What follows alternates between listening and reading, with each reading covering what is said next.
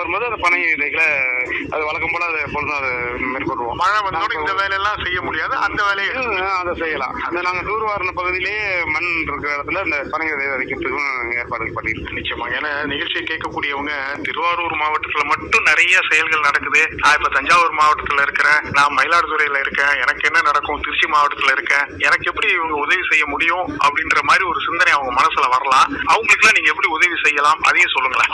அந்த எந்திரம் வந்து எக்ஸ்ட்ரா வந்து திருவாரூர் மாவட்டத்தில் கொடுத்துருக்காங்க. அதே எந்திரம் நாகப்பட்டினத்துக்கும் கேட்டிருக்கிறோம். இது கடைமடை பகுதிங்கிறதுனால நாகப்பட்டினம் மயிலாடுதுறையிலையும் செய்யறதுக்கான முயற்சிகளையும் எடுத்துக்கிட்டு இருக்கோம். வர ஆண்டுகள்ல அங்கேயும் செய்யறதுக்கான முயற்சி பண்ணிட்டு இருக்கோம். ரொம்ப மகிழ்ச்சிங்க. நிறைய விஷயங்கள் செஞ்சுட்டு உங்களுடைய கைபேசி என்ன நேயர்களுக்கு சொல்லணும், பொறுமையா உங்களுடைய கைபேசி என்ன சொல்லுங்க. 9920220986. இன்னொரு முறை கொஞ்சம் பொறுமையா சொல்லுங்க. 9940220986. கிரீன் நீடா ராஜவேலு ஐயாவுடைய கைபேசி எண் 9940220986. மீண்டும் ஒரு முறை கிரீன் நீடா ராஜவேலு ஐயாவுடைய கைபேசி எண் 9940220986.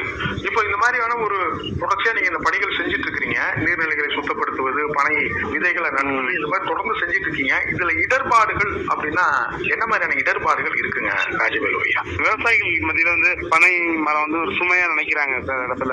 ஆனா அதுதான் நிலத்தடி நீரை பெரிய அளவுல கொடுக்கறது பனை மரங்கள் தான். இப்ப அதை உணர தொடங்கிட்டாங்க. மண்ணில் போட்டாவே விழுந்தாவே முளைச்சிக்கும். போடுற இடத்துல இருந்து அதை தோண்டிட்டு போயிடுறாங்க சில பேர். அதை விதைய பணம் கிளங்குக்காக அந்த டைல பண்ணாம இருந்தாங்கன்னாவே போதும், பனை மரமா ஆயிடும். நம்ம விதைக்கிற அத்தனை 100க்கு 100 முளைச்சிடும். நீர்நிலை பத்தி மக்கள் உணர தொடங்கிட்டாங்க. நம்மளோட ஆறுதான் இது செய்யணும் அப்படின்ட்டு வராம இருந்தாங்க. நீர்நிலைக்கு அரசு தான் வெட்டணும், கால்வாய் தூர் வர்றதுன்னா அது அரசோட பணி, இது நமக்கு அதுக்கு சம்பந்தம் இல்லைன்னு இருந்தாங்க. இன்னைக்கு அவர்கள்ட்ட போய் பேசும்போது இதுல நம்மளும் ஈடுபட்டு செய்யணுங்கிறது இருக்காங்க. இந்த மாதிரி நாங்க கிராம பகுதியில வருமா எல்லாம் வானொலி கேட்கக்கூடியவங்க நிறைய இருக்காங்க. அவங்க வந்து நம்ம திருச்சி வானொலி நீங்க போடும்போதும் அந்த காரைக்கால் பண்பலையில பேசும்போதும் அதெல்லாம் கேட்டுட்டு நிறைய இதுல வந்து பங்கேற்க இப்போ வந்து வராங்க. அவர்களுக்கும் இந்த நேரத்துல நன்றியை தெரிவிச்சுக்கிறோம். காரைக்கால் பண்பலைக்கும் உங்க திருச்சி பண்பலைக்கும் எங்களுக்கு நெஞ்சார்ந்த நன்றியும் வாழ்த்துக்களையும் தெரிவிச்சுக்கிறோங்க. எங்க கிரீட அமைப்போட தொடர்ச்சியான பணிகள்ல முக்கிய பங்கு உங்க வானொலிக்கு உண்டு எப்போதுமே. நிச்சயமாங்க. 2018 நீங்க கிரீன் நீடான்னு தொடங்கி அந்த குறுங்காடு வைத்த காலத்துல இருந்து வானொலி உங்களோட தொடர்புல இருக்கு, உங்களோட கூடவே வந்துகிட்டு இருக்கு. முடிந்த அணில் மாதிரி ஒரு உதவியை எப்பயுமே வானொலி இந்த அறப்பணியில செய்து கொண்டே இருப்பதில் எங்களுக்கும் மிகப்பெரிய மகிழ்ச்சிங்க. உங்களை சந்தித்ததில் மகிழ்ச்சி. நன்றி, வணக்கங்க. மிக்க நன்றிங்க ஐயா, மகிழ்ச்சி.